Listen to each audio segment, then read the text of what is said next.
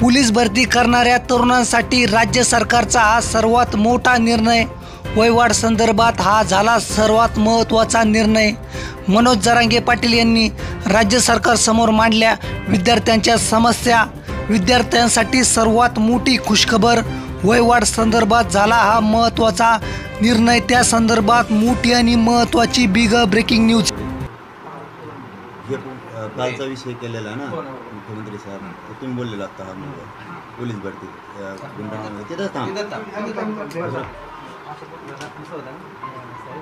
सामान्य प्रशासनाचा 3 मार्चचा जे होता ना, त्याच्यामध्ये फक्त आपल्याला 4 महिन्याची मुदतवाढ करून आम्हाला पोलीस भरतीमध्ये एक संधी देण्यात यावी, आमचा असा मुद्दा होता।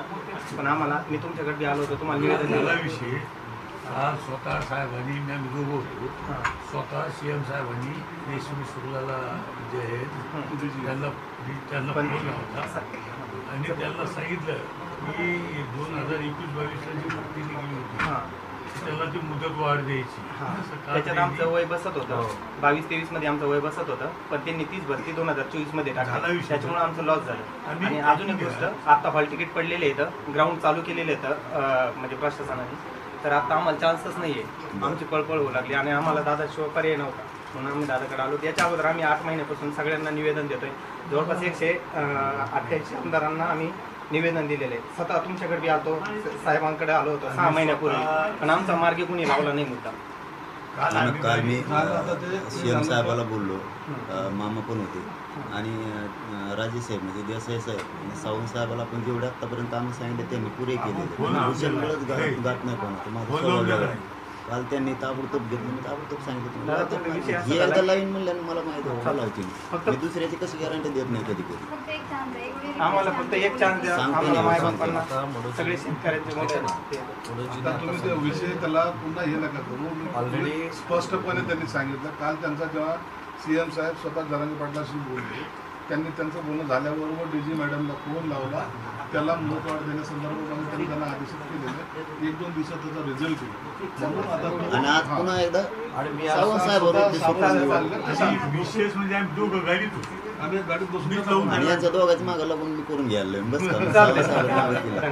लेकराचं तुमचं कल्याण, त्यांचं तर काय उद्देश आहे, आमचं तर काय उद्देश, तुमचं कल्याण। फक्त आम्हाला आहे ना, आता हे हॉल तिकीट थांबावं आणि पावसात जे ग्राउंड होते ना साहेब, हे पावसात नाही व्हावं, कारण आमचे काय होतंय, पावसामध्ये ग्राउंड झाल्याच्या नंतर साहेब पळतात नाही थांबतात, पण पावसात सगळ्याचेच होतील ना का तुमचे एकटेच? नाही नाही, असं आता ज्या दिवशी पाऊस आहे त्या दिवशी पावसातले मुलांचे होतील, सगळेच होणार मुलं असेल तर फक्त तुमचं हे करू करावंच लागेल। ग्राउंड कधी करायचं काय ते त्यांचा निर्णय, पण हे वाढवा 4 महिन्याची मुदत 2 लाख पोरांचं कल्याण, आणि हेच पोरं तुम्हाला दुवा देते, 2 लाख पोरं मी थोडे नाही, आणि सगळे जाती धर्माचे साहेब मला वाटतं खाली सगळे पोरं आहेत, सगळ्या जाती धर्माचे। 17 का 18 हजार भरती सर, 2.5 लाख जवळपास 2.5 ते 2.5 लाख मुलं असे आहेत की भरतीपासून आता वंचित राहिलेले, त्यांना चान्स भेटलेला नाही। काय सांगितलं स्वतः मुख्यमंत्री महोदयांनी काल फोन केला, मी पण आता मुंबईला गेल्यानंतर स्वतः मुख्यमंत्री महोदयांशी बोलतो आणि ह्याच्यातले सकारात्मकच निर्णय होते। पण जे मनोजींनी आता सांगितलं की ग्राउंड कधी करायचं, काय करायचं, हे काय चालतंय, कधी पण घ्या, काय आता आम्हाला फक्त एक चान्स एक मुद्दा आहे, ते फक्त ह्या मुलांसाठी होणार नाही, सगळ्या महाराष्ट्रातल्या मुलांसाठी होणार ना, त्यामुळे त्या तारखा ते ठरवतील। आपल्याला मुद्दा काय आहे की हे पुढं करायचं, काल बोललेले आहे आपल्याला मेहनत का करायची नाही, पावसाळ्यात काय उन्हाळ्यात काय, ती सरकारचं रूल, फक्त सरकारकडे एक विनंती करू शकतो की लेकराचं आयुष्य बर्बाद होऊन 4 महिने वाढवून द्या त्यांना, म्हणजे ते तुमची मुदत गेली ते वाढवायला काल तयार होते। आज सावंत साहेब हे नसते, मी दोघांच मागं लागलो म्हणून समजायचं बस का, माझ्या हातात तेवढं ताबडतोब ना हे होते ना, समोर होते ना,